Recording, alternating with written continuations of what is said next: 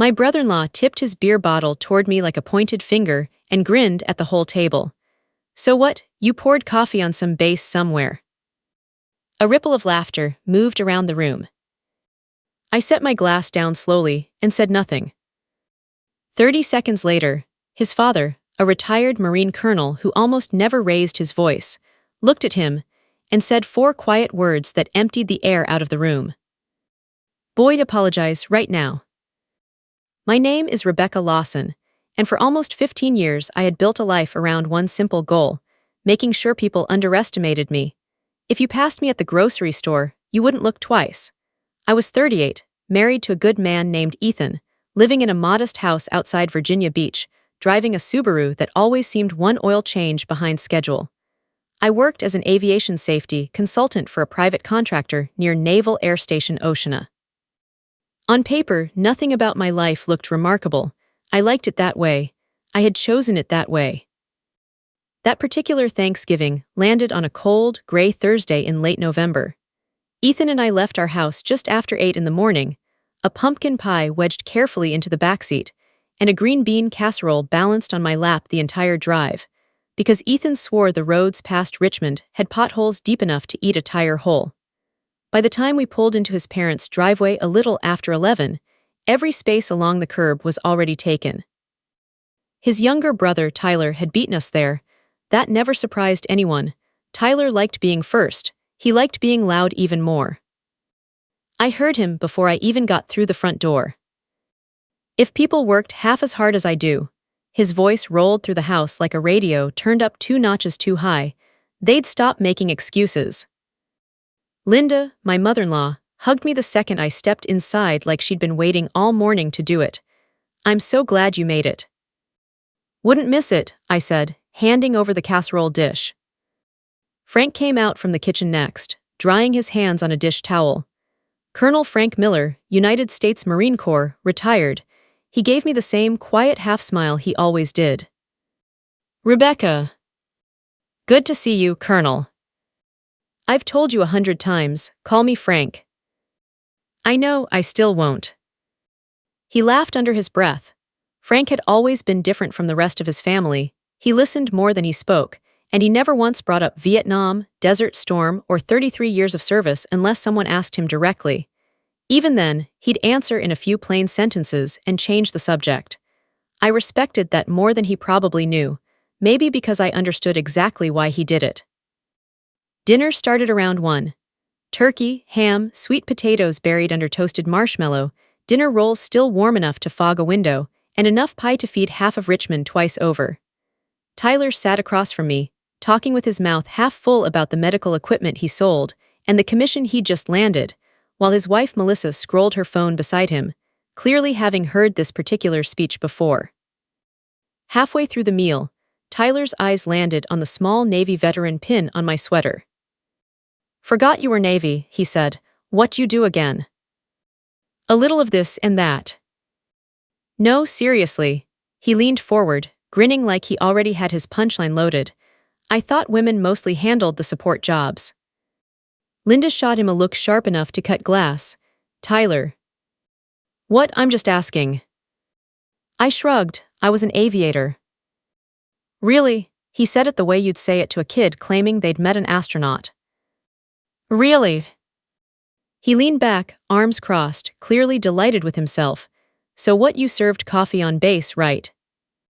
A couple of the cousins laughed. Melissa closed her eyes. Ethan stopped cutting his turkey mid-motion. I picked up my water glass, took one slow sip, and set it back down with more care than the moment probably required. Try again, I said. Oh, come on, I'm serious. What did you actually do? I flew. No, really, what was your real job? I could feel every set of eyes at that table drift toward us the way they always do at family dinners.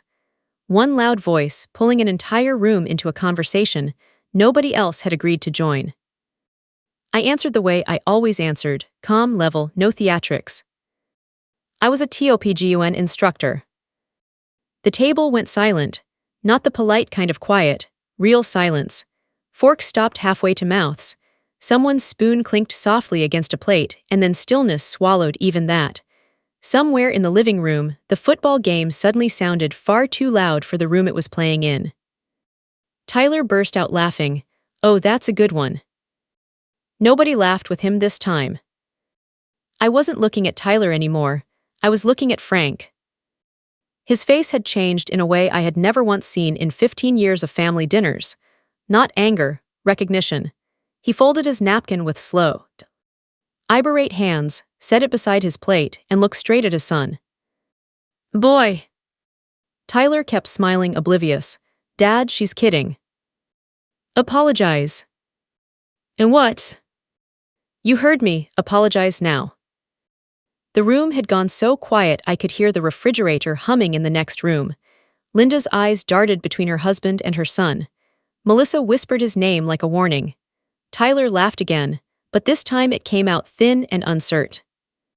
"Seriously, Dad." Frank turned to me instead of answering him. "Rebecca." "Sir." "One question." "Okay." "Were you ever stationed at Fallen?"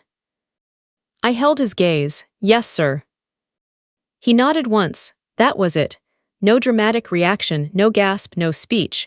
Just a single slow nod, like a door quietly closing on an old memory. Then he turned back to his son. "You have absolutely no idea who you're talking to." Tyler frowned, glancing around the table for backup. "Dad, you can't seriously expect anyone to believe." I said apologize. For the first time in the years I'd known him, Tyler looked genuinely unsure of himself. He scanned the table, waiting for anyone, to rescue him with a laugh. Nobody did. Every eye slowly drifted toward me instead, and I found myself wishing with everything in me that they hadn't. Because this exact moment was precisely why I never talked about my years in the Navy. Not because I wasn't proud of them. Because the second people found out, they stopped seeing the person sitting across from them and started seeing something else entirely. A story, a curiosity, a headline, and I had the sinking feeling this dinner was only the opening scene. Nobody spoke for several long seconds. Tyler kept glancing around the table like he was waiting for the joke to land somewhere. "Dad," he tried again, forcing a grin, "you're acting like she's some kind of war hero." Frank reached for his iced tea, unbothered. "I didn't say that." "Then what's the big deal?" Frank looked at me instead of answering. "I think Rebecca deserves to enjoy her holiday without defending herself at her own family's table." "It's all right," I said quietly. "No," Frank said, "it isn't." Tyler threw up both hands. "Oh, come on. She says she trained TOPGUN pilots like that's supposed to impress the whole table." "I didn't say it to impress anyone," I replied. "You kind of did." "You asked," I answered. "You could have just said you were a pilot." "I did, you didn't believe me." Ethan finally spoke up from beside me. There was an actual answer. "Tyler, you just didn't like it." Tyler rolled his eyes so hard I thought he'd strain something. "Oh, please." Melissa elbowed him under the table. "Enough." "I'm just saying." Linda stood abruptly and started stacking plates. "Who wants pie?" Everyone at the table understood exactly what she was doing. Normally, it would have worked like a charm. Not this time. Tyler leaned toward me again, unable to help himself. "So what'd you actually teach? Which button starts the coffee maker?" Melissa dropped her face into her hands. "Oh my God."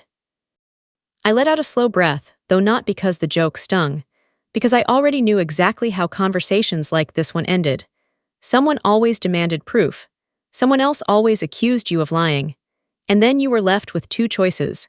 Humiliate the room by explaining things they'd never understand, or stay silent and let people believe whatever story was easiest for them. I had chosen silence for almost 15 years. It had made my life simpler. At least, it had right up until today. Frank set his fork down with a small, precise click. "Tyler, if you had any idea what you were talking about, you wouldn't have made that joke in the first place." "Then explain it." Frank shook his head slowly. "It's not my story to tell." He looked back at me. "You don't owe anyone in this room an explanation." "Thank you," I said and meant it. Tyler leaned back with a short laugh. "Convenient." Nobody bothered answering him. Eventually, the conversation limped its way back toward football scores, grandkids, and Christmas shopping lists, but the warmth that usually filled that dining room never quite returned. Something in the air had shifted, not because I'd revealed anything extraordinary, but because everyone at that table had suddenly realized they didn't actually know the woman who'd been sitting quietly among them for 15 years. Around 4 that afternoon, Ethan and I stepped outside to help fold up the extra card tables and carry them to the garage. Cold air always feels sharper after hours spent packed into a crowded house, cleaner, quieter, like it's rinsing something off you. For almost 5 minutes, neither of us said a word. Finally, Ethan broke the silence. "You okay?" "I've had worse Thanksgivings." He smiled faintly. "I believe that." "I hate that I made things awkward." "You didn't." "I kind of did." "No," he said, stopping beside the car. "Tyler did." I leaned back against the Subaru, arms crossed against T. He cold. "You know what's funny? I spent almost 12 years trying not to stand out. The one time I answer an honest question honestly, everyone decides I'm making it up." We both laughed, not because any of it was actually funny, but because it was so absurd it demanded some kind of release. Frank found us a few minutes later, carrying 2 mugs of coffee. He handed one to me. "Still take it black?" "I do." I remembered. We stood together in the driveway for a while, watching dead leaves scatter across the street in the wind. Eventually he spoke. "I owe you an apology." "You don't." "I invited my family into that house." "So did Ethan." "They embarrassed you." "They embarrassed themselves." That earned a small, genuine smile. "I suppose that's true." He looked down into his mug. "I recognized Fallen the moment you said it." "I noticed." "I spent a few weeks out there years back, during a joint training exercise. I remember Marines coming through." "I wasn't stationed there permanently, just passing through." He studied me carefully for a second. "I also recognized your call sign." I blinked. "You remember that?" "I do." I hadn't heard that particular set of syllables spoken aloud in years, not since the day I left active duty. For just a moment, I wasn't standing in a suburban driveway outside Richmond anymore. I was back in the Nevada desert, dry heat pressing against the windshield, the smell of jet fuel drifting across the tarmac, the low, constant roar of engines threading through every hour of every day. Frank smiled, almost to himself. "You probably don't remember me." "I remember more faces than names, honestly." "You were giving a lecture. I was one of the observers they let sit in." That surprised me, not because I'd forgotten the lecture, because somebody else still remembered it. "I wasn't even teaching Marines that day," I said. "No, but they let a few of us sit in as observers." He chuckled quietly. I walked out of that room thinking I just watched one of the best instructors I'd ever seen work. I stared down into my coffee. That was a long time ago. It was. I don't really think about those years much anymore. I figured. He hesitated, then asked the question that had clearly been sitting on his tongue all afternoon. "Why have you never told the family?" I answered him honestly. "Because the moment people hear TOPGUN, they stop listening." He nodded slowly. "They picture the movie." "Exactly.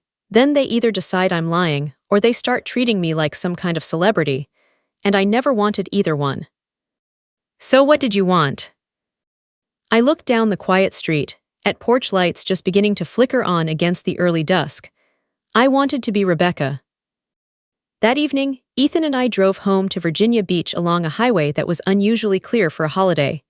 Strings of Christmas lights had already begun appearing on porches we passed. An old Eagles song drifted low from the radio. Somewhere around the halfway mark, my phone buzzed. Then buzzed again. Then again, faster. "Something's wrong," Ethan said, glancing over. I opened the app. The first thing I saw was a new post from Tyler, a photo he'd apparently taken secretly during dinner, me caught mid-sip with my water glass in hand. Above it, in bold white text, "Family Thanksgiving just got hilarious. My sister-in-law claims she trained TOPGUN pilots. Guess next year she'll tell us she trained astronauts too. Face. The comments were already stacking up beneath it. Some people never stop making stuff up. Sounds like stolen valor to me. Everybody knows women didn't fly back then. What a joke. Someone had already shared it, then someone else. By the time we passed Williamsburg, the post had been shared past 80 times. I locked the screen and stared out the passenger window, letting the streetlights blur into long amber streaks. Ethan reached over and squeezed my hand without a word. "You don't have to deal with this tonight," he finally said. "I know." But deep down, I already understood something else. Tyler wasn't finished. And for the first time in almost 15 years, staying quiet suddenly felt a lot harder than speaking up. I told myself sleep would help. It didn't. When I woke up the next morning a little after 6:30, the first thing I saw wasn't sunrise over our quiet street. It was the pale blue glow of my phone lighting up the nightstand. 23 notifications. I already knew why. Ethan was still asleep, so I slid out from under the covers, pulled on an old sweatshirt, and padded downstairs. Our lab, Daisy, stretched and trotted after me into the kitchen. I started the coffee maker purely out of muscle memory. Some routines feel steadying even when everything else doesn't. While it brewed, I opened the app again. Overnight, the post had exploded nearly 3,000 shares, hundreds of comments, some cruel, some worse. Everybody exaggerates on Thanksgiving. Another fake veteran CH. Assing attention, probably worked the cafeteria line. One comment stuck with me longer than the rest. Real military people don't have to brag. I sat with that sentence for a long time, mostly because I actually agreed with it. The problem was, I hadn't bragged about anything. I had answered a direct question with one honest sentence. That was the entirety of my crime. The coffee maker beeped. I poured a cup and tried to ignore the tight knot forming in my stomach. By 8, my phone rang. My manager, Greg. He'd hired me 3 years earlier specifically because of my aviation background, and he never called on a Friday. "Mornings, Rebecca." "Mornings." An uncomfortable pause stretched out. I hate to even bring this up. "Go ahead."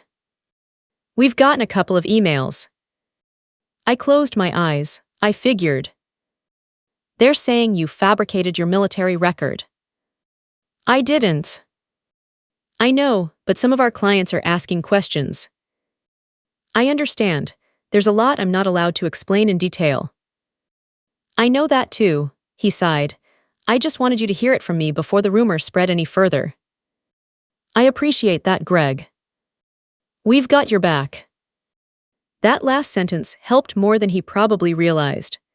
After I hung up, I sat at the kitchen table for a long while, not angry, just tired of protecting information that had never belonged to me in the first place, only to have that same discretion mistaken for dishonesty. By Saturday afternoon, the story had spread well past Facebook. Someone had copied Tyler's post onto a local veterans forum, then another forum picked it up. Strangers who had never met me were now arguing with total confidence about who I was and wasn't. One retired Navy chief wrote, "If she's telling the truth, people need to leave her alone." Someone else replied, "Nobody becomes a TOPGUN instructor without proof. Simple as that." Somebody else posted a movie clip, and it collected hundreds of laughing reactions within the hour. The internet has a strange talent for turning complete strangers into confident experts on people they've never met. I tried ignoring it, I really did. Instead, I took Daisy down to the boardwalk near the ocean. The December wind cut sharp against my face. Families pushed strollers past me, older couples walked hand in hand, a few fishermen stood quietly along the pier. Nobody out there knew a single thing about Facebook, and for almost an hour, I let myself believe none of it actually mattered. Then my phone buzzed again. "Melissa, hi, I'm so sorry." "Me, it isn't your fault." "Melissa," I told him to delete the post. He said everyone deserves a laugh. "Me, I'm not surprised."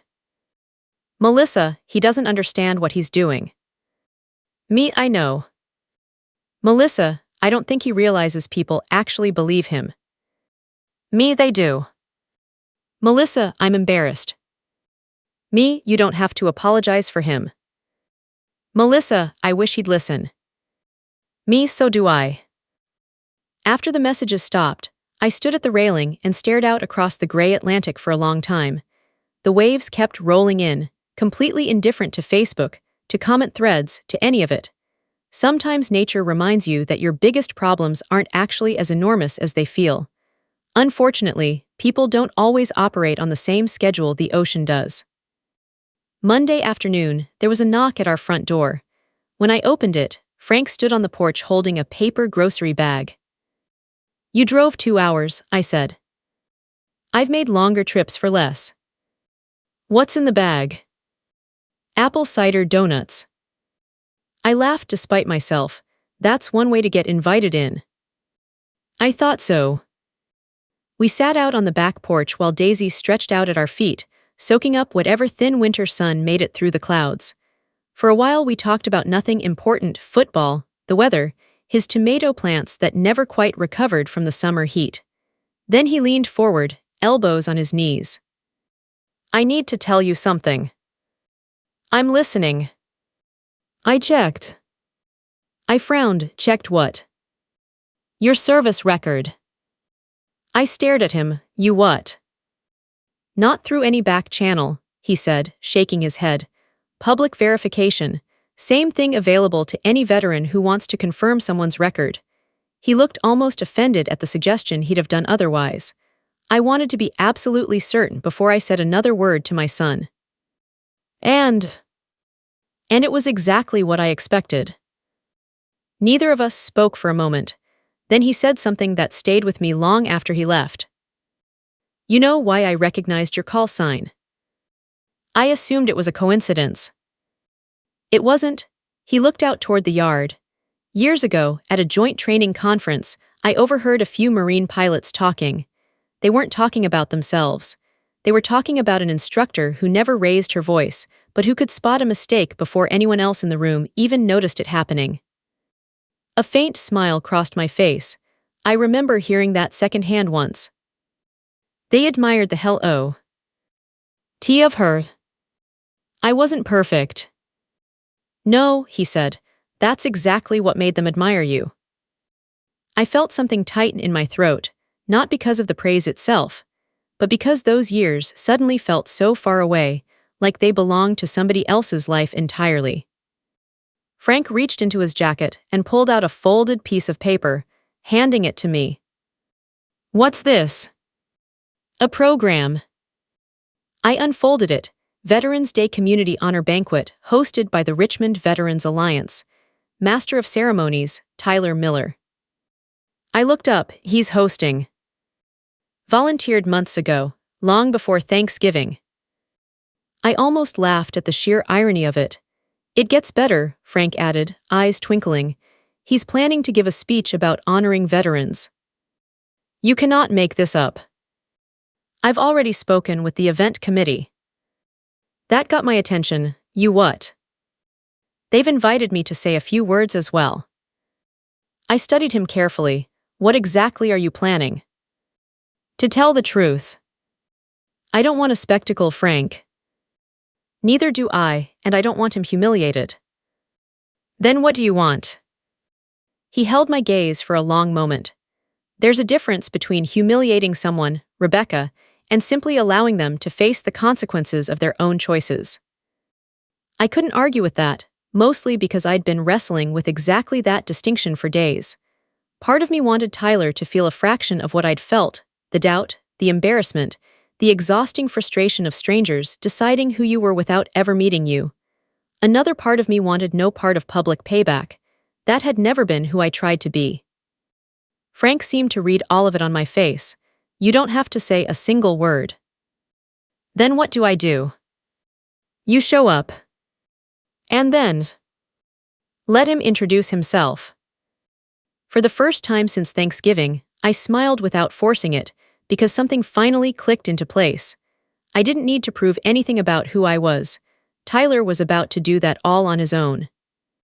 Veterans Day arrived on a bright, crisp Tuesday, the kind of clean November air that makes every flag on every porch snap a little sharper in the wind. By 9 that morning, I'd already decided I wasn't going. By 10, I'd changed my mind. By 11, I'd changed it again. Ethan found me standing in front of our closet, staring blankly at the same 3 jackets. "You've been looking at those for 10 minutes. "I know. Still thinking about staying home." I nodded. "This isn't really my kind of thing." "I know. I hate being the center of attention." "I know that too," he smiled. "I've been married to you 12 years. I laughed despite the knot in my stomach. What if it turns into a circus? It might. What if people think I went there to embarrass him? Ethan crossed the room and took both my hands in his. "Rebecca." "Yes. You didn't create any of this." I looked down at our hands. He did.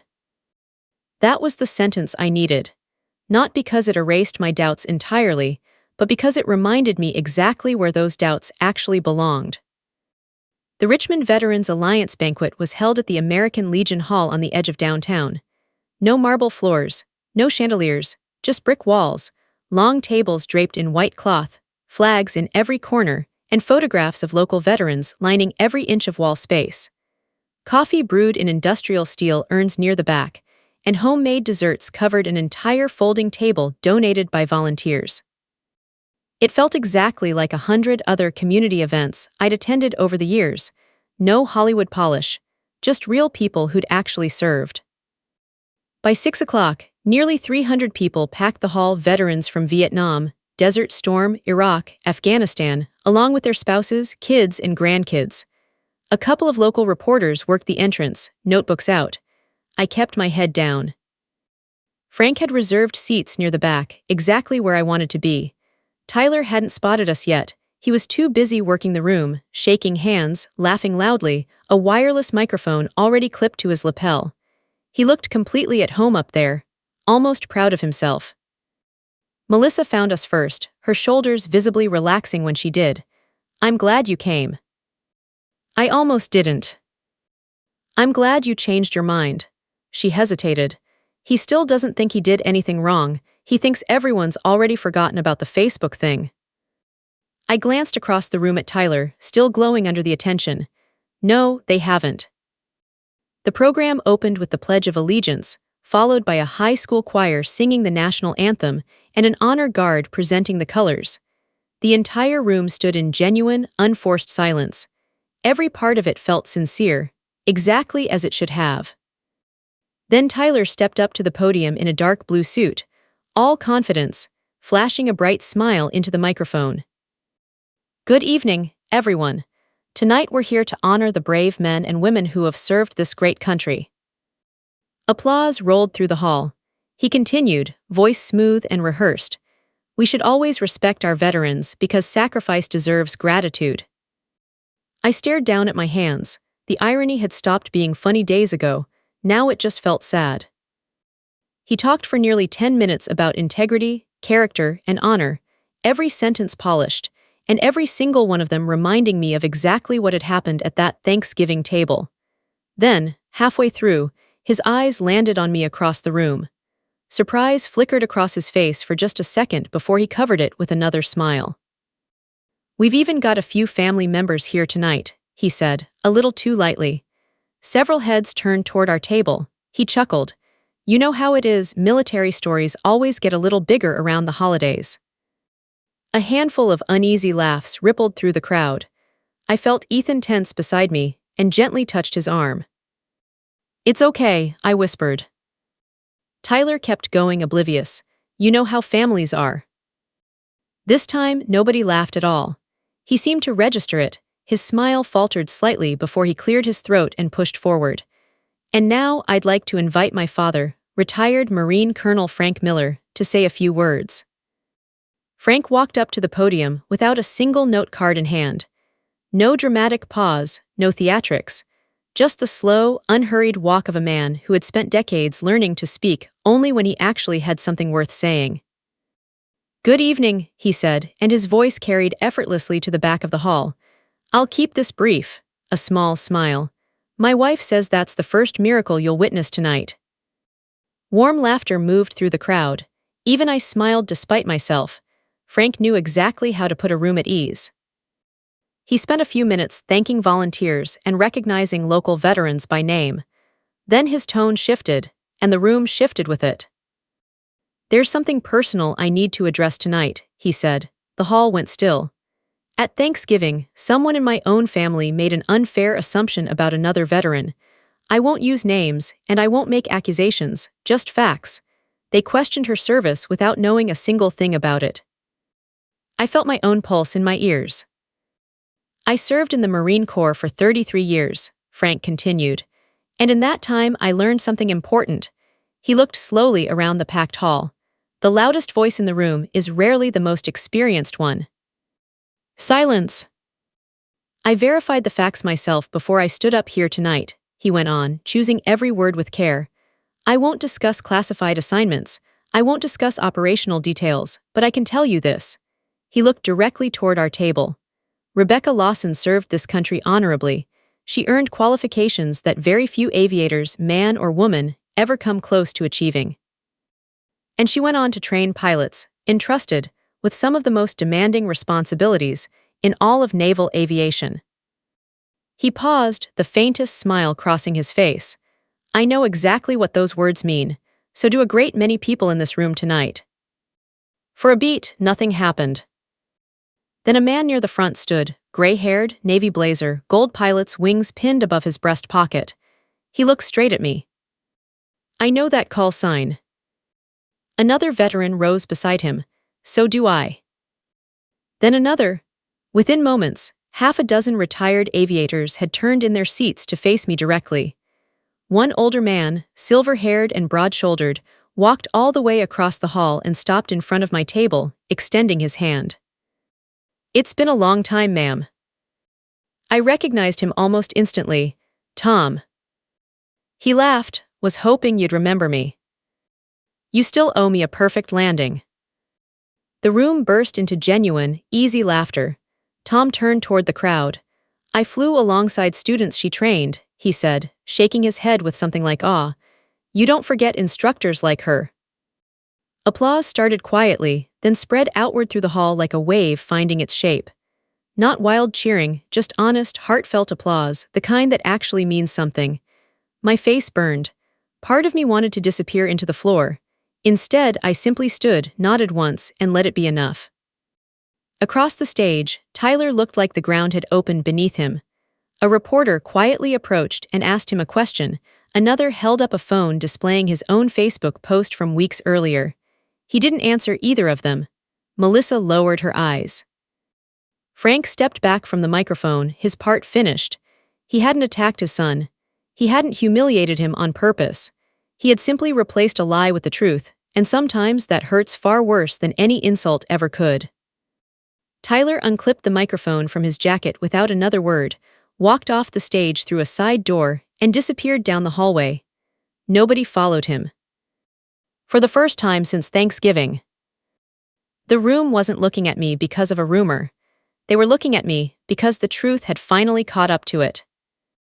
The banquet wound down a little after 8. Small clusters of veterans lingering by the coffee urns, trading stories only people who'd worn the uniform seemed able to tell one another. Nobody talked about me much after that, and I was grateful for it. A few people stopped to shake my hand on their way out. One retired Navy commander simply thanked me for my years of service. A Vietnam veteran told me he respected the way I'd carried myself through the whole thing. You never once tried to make it about you, he said. I didn't want it to be. I could tell. That meant more to me than the standing ovation ever could. Tyler never came back into the hall. Melissa found me right before Ethan and I left. I'm sorry, she said again. You've already apologized. I know, I just wanted you to hear it again. This isn't the man I thought I married. I wasn't sure how to answer that honestly, so I settled for the truth. People are complicated. One terrible decision doesn't erase everything good someone's ever done, but it doesn't erase the damage either. I hope he figures that out. So do I. She hugged me before walking away. The drive home felt entirely different from the one after Thanksgiving.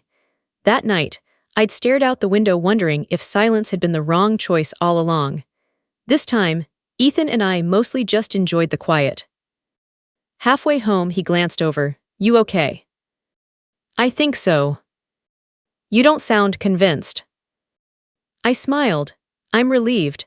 I just never wanted to watch a family fall apart, even his." He reached over and squeezed my hand. "You gave him every chance to stop this on his own." I thought back over the last 2 weeks, Frank asking him to apologize, Melissa asking him to delete the post, me staying quiet through all of it. Instead of letting any of it go, Tyler had chosen to take it further. Every step after that had been entirely his own decision. That realization finally lifted something I'd been carrying since that first Thanksgiving dinner. 3 days later, Tyler's Facebook page went dark. At first I assumed he'd simply made it private. Then Melissa texted Ethan he deleted every single post connected to that Thanksgiving. Every joke, every meme, every comment thread. The actual apology came a week after that. Not online, not through a lawyer, not filtered through his father. He showed up at our front door on a rainy Saturday morning, standing there alone with nothing but a folded umbrella in his hand. I almost didn't answer the door. When I finally did, he looked older somehow, not physically, just tired in a way I'd never seen on him before. "Can we talk?" I stepped aside. "Come in." Ethan stayed in the kitchen, while Tyler and I sat across from each other at the dining table. For almost a full minute, neither of us said anything. Finally, he looked down at his own hands. "I've practiced this speech about 100 times." "You don't need a speech." He nodded slowly. "I know," another long pause, then a deep breath. "I was wrong." I waited. "I thought you were exaggerating." "I wasn't." "I know that now." His voice cracked slightly. "I thought making jokes would get a laugh." "It did." "Yeah," he rubbed his forehead, "until it didn't." I didn't rush to fill the silence that followed. Some moments deserve room to breathe. "I've spent my whole life trying to be the smartest guy in every room," he finally continued, giving a short, sad laugh. "Turns out I wasn't even close." Rain tapped softly against the windows. He looked up at me. "I embarrassed you." "You did." "I hurt your reputation." "You tried to." He nodded. "I deserve that." Then he said the sentence I hadn't expected at all. "I embarrassed my father." I thought of Frank standing calmly at that podium, never once raising his voice, never insulting his own son, simply choosing honesty over loyalty to a decision he knew was wrong.